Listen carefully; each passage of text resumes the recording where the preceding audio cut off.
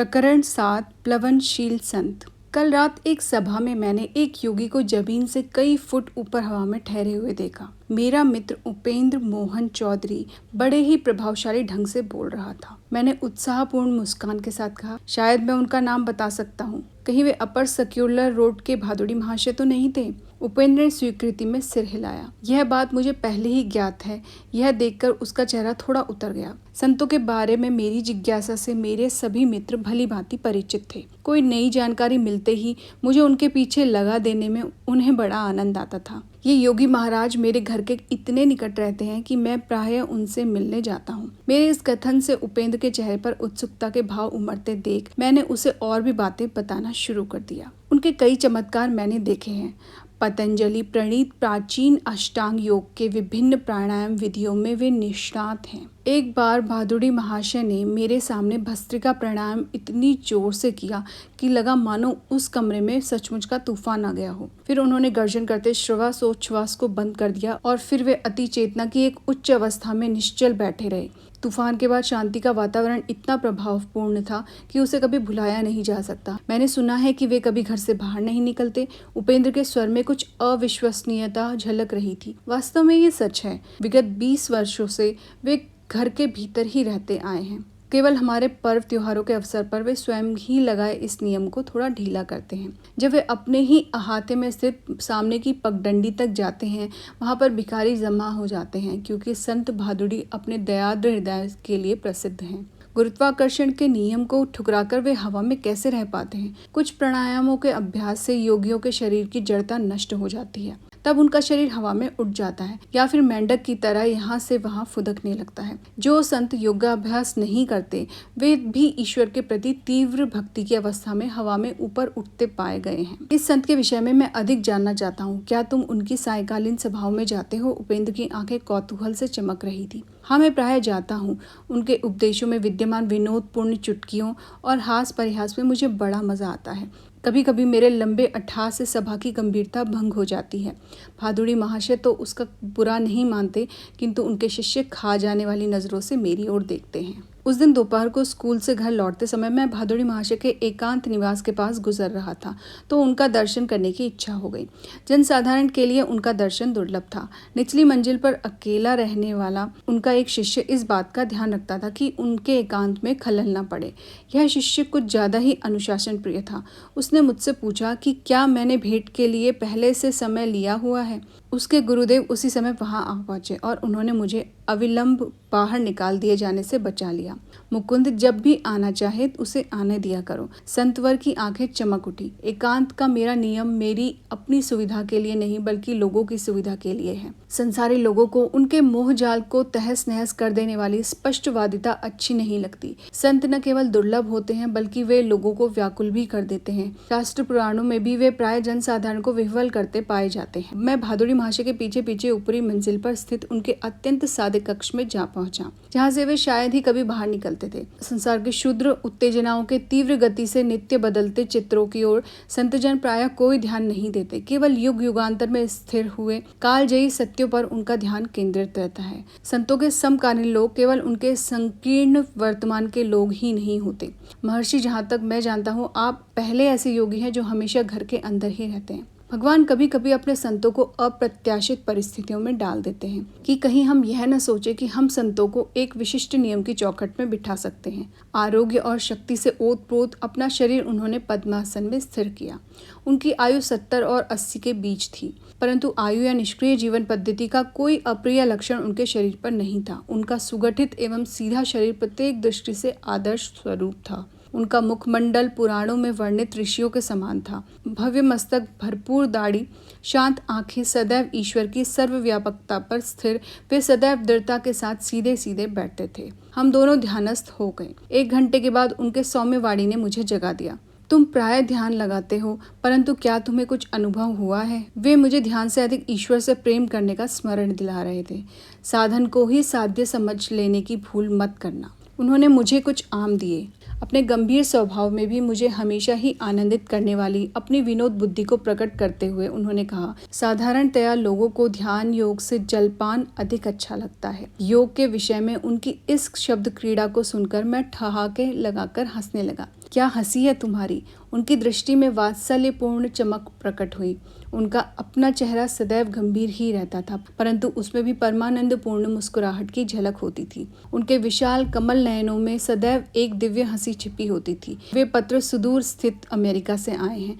उन्होंने मेज पर पड़े अनेक मोटे मोटे लिफाफों की ओर संकेत किया। वहाँ की कुछ सोसाइटियों के साथ मैं पत्र व्यवहार करता हूँ, जिनके सदस्य योग शास्त्र में रुचि रखते हैं। वे कोलंबस से बेहतर दिशा ज्ञान के साथ नए सिरे से भारत की खोज कर रहे हैं। उनकी सहायता करने में मुझे खुशी होती है। दिन के उजाले की तरह योग शास्त्र का ज्ञान भी उन सबके लिए है जो इसे प्राप्त करने के इच्छुक हैं। जिसे मानव की मुक्ति के लिए ऋषियों ने अनिवार्य समझा है, उसे पाश्चात्य लोगों के लिए हल्का करने की आवश्यकता नहीं है। बाह्य अनुभव भिन्न होते हुए भी सबकी आत्मा एक समान ही है, और जब तक योग का कुछ न कुछ अभ्यास नहीं किया जाता, तब तक ना तो पाश्चात्य और न ही पौवार्त्य लोग उन्नति कर सकते हैं। उन्होंने अपनी शांत दृष्टि मुझ पर स्थिर की। मेरी समझ में तब यह नहीं आया कि उनके वक्तव्य में भविष्यवाणी युक्त मार्गदर्शन छिपा हुआ था। वह तो केवल अब, जब मैं यह शब्द लिख रहा हूँ, उनके द्वारा प्रायः दिए गए संकेतों का पूर्ण अर्थ मेरी समझ में आ रहा है कि मैं किसी दिन भारत की शिक्षाओं को अमेरिका ले जाऊंगा। महर्षि, मैं चाहता हूँ कि आप जगत के कल्याण के लिए योग शास्त्र पर एक पुस्तक लिखें। मैं शिष्यों को तैयार कर रहा हूँ। वे स्वयं और उनके शिष्यों की श्रृंखला जीवंत पुस्तकों का काम करेंगे, जो समय के स्वाभाविक क्षय और टीकाकारों की अस्वाभाविक टीकाओं से अछूते रहेंगे। संध्या काल को उनके शिष्यों के आने तक मैं अकेला ही उनके साथ रहा। शिष्यों के आने के बाद भादुड़ी महाशय ने अपना अद्वितीय प्रवचन शुरू किया। शांत बाढ़ की तरह अपने श्रोताओं के मन के कूड़े करकट को बहा ले जाकर वे उन्हें ईश्वर की ओर ले चले। विशुद्ध बंगाली में वे हृदय स्पर्शी दृष्टांत देते जा रहे थे। उस दिन भादुड़ी महाशय संत संगति को पाने के लिए अपने राजसी जीवन का त्याग करने वाली मध्ययुगीन राजपूत रानी मीराबाई के जीवन से संबंधित कुछ दार्शनिक तत्वों को समझा रहे थे। एक बार एक महान सन्यासी सनातन गोस्वामी ने मीराबाई से मिलने से केवल इसलिए मना कर दिया कि वे स्त्री थी। उत्तर में मीराबाई ने जो कुछ कहा उसे सुनकर गोस्वामी विनम्र बनकर उनके चरणों में नत हो गए। मीराबाई ने कहा, महात्मा जी से कहो कि मैं नहीं जानती थी कि सृष्टि में ईश्वर के अतिरिक्त और भी कोई पुरुष है। क्या हम सब उनके सामने स्त्रियां नहीं हैं? मीराबाई ने भक्ति रस से ओत-प्रोत अनेक पदों की रचना की है, जो आज भी भारत में प्रेम और श्रद्धा के साथ गाए जाते हैं। उनमें से एक है, साधन करना चाही रे मनवा, भजन करना चाही, प्रेम लगाना चाही रे मनवा, प्रीत लगाना चाही। नीर नहन से हरि मिले तो जल जंतु होए, फल मूल खाकर हरि मिले तो बहादुर बंदराए। तुलसी पूजन से हरि मिले तो मैं पूजूं तुलसी झाड़, पत्थर पूजने से हरि मिले तो मैं पूजूं पहाड़। तृण भक्षण से हरि मिले तो बहुत मृगी अजा, स्त्री छोड़न से हरि मिले तो बहुत मिले खोजा। दूध पीवन से हरि मिले तो बहुत वत्स बाला, मीरा कहे बिना प्रेम से न मिले नंदलाला। भादुड़ी महाशय जहाँ यौगिक आसन में बैठते थे, वहीं उनके पास पड़ी उनकी खड़ाऊ पर कई शिष्य प्रणामी रख देते थे। भारत में प्रचलित इस श्रद्धापूर्ण चढ़ावे का अर्थ है कि शिष्य अपनी भौतिक संपदा गुरु के चरणों में अर्पित कर रहा है। कृतज्ञ मित्रों के रूप में प्रभु ही अपने भक्तों की देखभाल करते रहते हैं। गुरुदेव, आप महान हैं। उस पिता महतुल्य ऋषि से विदा लेते समय उनकी ओर भक्तिपूर्ण दृष्टि से देखते हुए एक शिष्य ने कहा, आपने ईश्वर को पाने के लिए और हमें ज्ञान देने के लिए अपनी संपत्ति, आराम आदि सब कुछ त्याग दिया।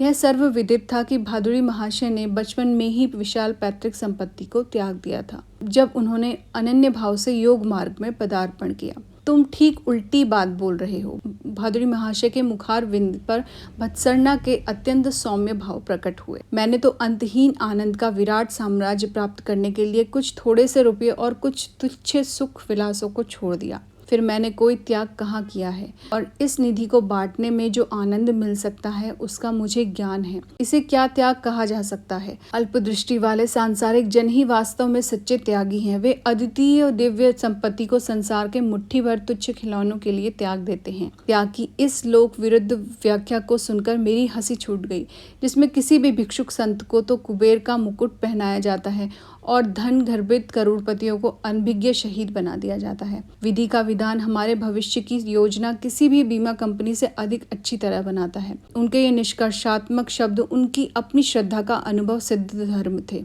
आज संसार बाह्य सुरक्षा में ही विश्वास करने वाले बेचैन लोगों से भरा हुआ है। उनके कटु विचार उनके ललाटों पर अंकित घाव चिन्हों के समान हैं। जिसने हमारे प्रथम श्वास के साथ ही हमारे लिए हवा और दूध की व्यवस्था कर दी हो, वह भगवान अपने भक्तों की दिन प्रतिदिन की व्यवस्था करना भी जानता है। स्कूल से छुट्टी होते ही इस संत के द्वार की तीर्थ यात्रा करने का क्रम मैंने जारी रखा।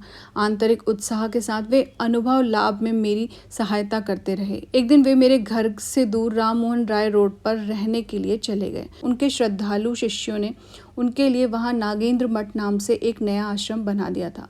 यहाँ मेरी कहानी अचानक कई वर्ष आगे निकल जाती है। फिर भी भादुड़ी महाशय के मुझसे कहे गए अंतिम शब्दों का उल्लेख मैं यहाँ करना चाहता हूँ। पश्चिम की ओर प्रस्थान करने से कुछ पहले मैं उनके दर्शन करने गया और आशीर्वाद पाने के लिए मैंने उनके चरणों पर सिर रखा। बेटा, अमेरिका जाओ, युग युगांतर की भारत की महिमा को अपनी ढाल के रूप में ले जाओ। विजय तुम्हारे ललाट पर लिखी हुई है। उस देश के भले लोग तुम्हारा हृदयपूर्वक स्वागत करेंगे। प्रकरण 7 संपूर्ण।